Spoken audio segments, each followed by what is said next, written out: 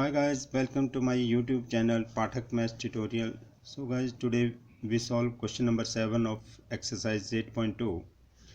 Our question is, find the area lying between the curves y square is equal to 4x and y is equal to 2x. So guys, right here given, सबसे पहले हमारे पास जो given दिया होगा उसको लिखेंगे हम. तो given curve is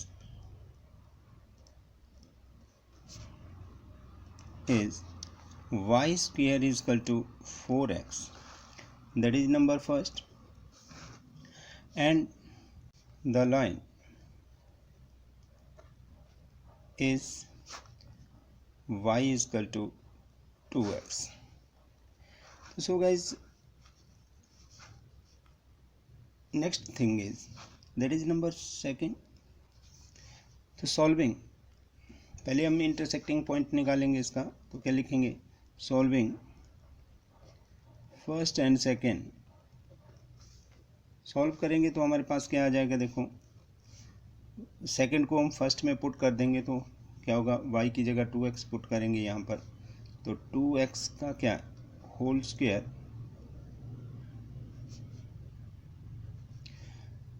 is equal to 4x.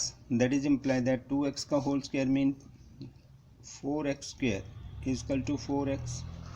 That is imply that 4x को ट्रांसफ़र कर देंगे दूसरी साइड को. तो कितना बन गया यहाँ पर? 4x square minus 4x which is equal to 0. तो 4x कॉमन लेंगे तो अंदर बचेगा हमारे पास x minus 1 which is equal to 0. तो then that is imply that, अब देखो 4x is equal to 0, it means x is equal to 1. तो x इज इक्वल टू 0 आ गया और दूसरा हमारे पास x minus 1 equal to 0, it means x is equal to 1 आ गया. तो ये दोनों हमारे पास इंटरसेक्टिंग पॉइंट आए. तो सो वी हैव फाइंड क्या फाइंड करना है? पॉइंट्स फाइंड करने हैं. तो फ्रॉम फर्स्ट साथ में कर्व भी हम फर्स्ट की निकाल लेते हैं. y स्क्वायर है तो स्क्वायर दूसरी साइड होगा तो हम क्या लिखेंगे? y is equal to under root 4x. तो इट मीन्स क्या बन गया? 2 अंडर रूट x, क्योंकि 4 का स्क्वायर रूट क्या होता है? 2 बन जाएगा. तो दैट इज नंबर कितना होगा? थर्ड आ जाएगा हमारे पास. तो सो अब इसके पॉइंट फाइंड कर देते हैं साथ में. तो हमारे पास क्या होगा? देखो x और right here y. When x is 0 तो 0 कर लेते हैं. तो y इज इक्वल टू क्या बनेगा? फर्स्ट में y square is equal to 4x. It means 4 into क्या बनेगा? 0. It means 0. तो y इक्वल टू 0 बन जाएगा. व्हेन x इज 1 तो y इक्वल टू क्या बनेगा? देखो y square is equal to 4x है. तो जब हम 1 पुट करेंगे x की जगह तो 4 बन जाएगा. तो स्क्वायर दूसरी साइड जाएगा तो 4 का square root, it means 2. it means right here plus minus 2. And from second, similarly from second का भी हम ऐसे टेबल बनाएंगे. देखो ax है, y है. when x is 0 तो 2 into 0 that is 0, it means y भी 0 बन जाएगा.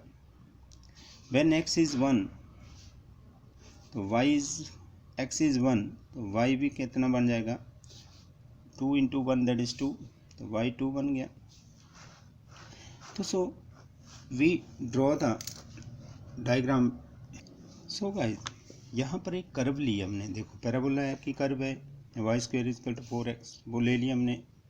ये रेड कलर में जो ली हुई है वो कर्व है. और ये जो हमारे पास ओरिजिन को पास करती हुई जा रही है वो हमारे पास लाइन है. ये देखो ओरिजिन को पास करती हुई जा रही है ओरिजिन से. तो ये तो हो गया ओरिजिन पॉइंट. ये क्या बनेगा? 0,0. और ए बन गया हमारे पास ऊपर. इसको हम नाम दे देंगे कौन सा पॉइंट? ए पॉइंट हो जाएगा हमारे पास. x इज़ 1 तो y इज़ 2, इट मीन्स 1,2. ठीक है. और यहाँ से एक डॉटेड लाइन लेंगे, वो हमारे पास रिक्वायर्ड एरिया के लिए ज़रूरत पड़ेगी, अदरवाइज नो नीड. यहाँ पर एक m पॉइंट बनेगा, वो बनेगा 1,0। और तो हम शेडेड पोर्शन का एरिया निकालेंगे। It means this is shaded portion A, इस पोर्शन का एरिया निकालेंगे। तो हम देखो यहाँ पर कोई पॉइंट P ले लेते हैं जिससे हमें एरिया के लिए मेंशन करना पड़े, तो हम कर सकते हैं। अब देखो required area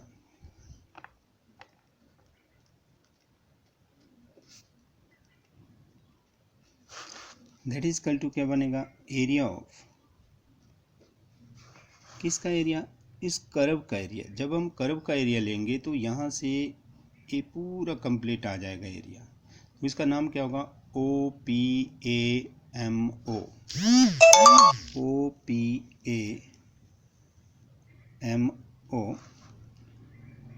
minus area of किसका area, OAMO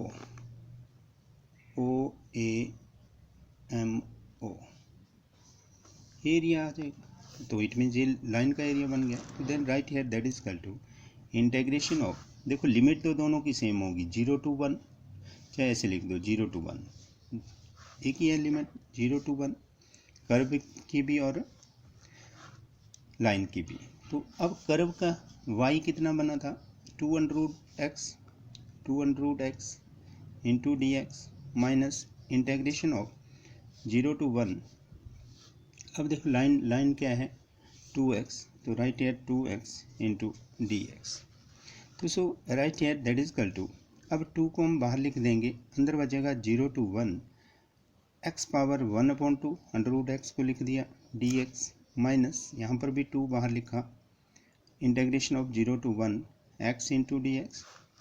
now right here that is equal to 2 into, अब यहाँ पर x पावर n का इंटीग्रेशन का फार्मूला यूज़ करेंगे तो क्या बन जाएगा, x पावर n हमारे पास 1/2 है प्लस 1 डिवाइडेड बाई 1/2 प्लस 1, और लिमिट लगा देंगे 0 to 1 माइनस 2 इंटू, यहाँ पर x का इंटीग्रेशन क्या बनेगा, x² डिवाइडेड बाई 2, सेम वही फार्मूला यूज़ हो रहा है यहाँ पर भी, x पावर n का इंटीग्रेशन का 0 to 1 लिमिट आ गई। तो right here that is equal to 2 into x power 3/2 half plus 1 that is 3/2 divided by 3/2, और लिमिट होगी 0 to 1 माइनस 2 इंटू, अब देखो यहाँ पर अपर लिमिट पुट कर ही दो, तो क्या बनेगा 1² divided by 2 minus lower limit put करेंगे तो 0²/2 ये आ गया। तो then right here that is equal to 2 into, इसका 3/2 का रेसिप्रोकल हो जाएगा, इट मीन्स 2/3 आ जाएगा, और अंदर बचेगा x पावर 3/2 और लिमिट होगी 0 to 1 माइनस 2 इंटू, हमारे पास क्या है 1 का square mean 1 divided by 2 minus 0² mean 0 divided by 2 ये आ गया। तो then right here that is equal to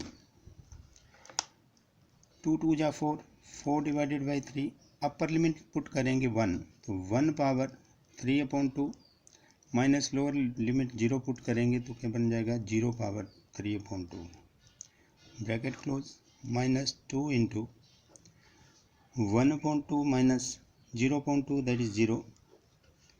then right here that is equal to 4/3 into 1 power anything that is 1 ही रहेगा, कोई भी पावर हो जाए, माइनस 0 पावर कुछ भी हो दैट इज 0 ही होगा, ये आ गया। माइनस 2 इंटू, हमारे पास क्या आया 1/2, क्योंकि हाफ माइनस 0 दैट इज 1/2 ही होगा। यहाँ पर तो 2 से 2 कैंसिल हो गया, तो बचा क्या हमारे पास, that is equal to 4/3 into 1 minus 1, right here that is equal to 4/3 minus 1 that is equal to, अब एलसीएम लेंगे तो 4 minus 3 divided by 3 that is equal to 1/3, which is the required solution of question number 7. Thank you guys.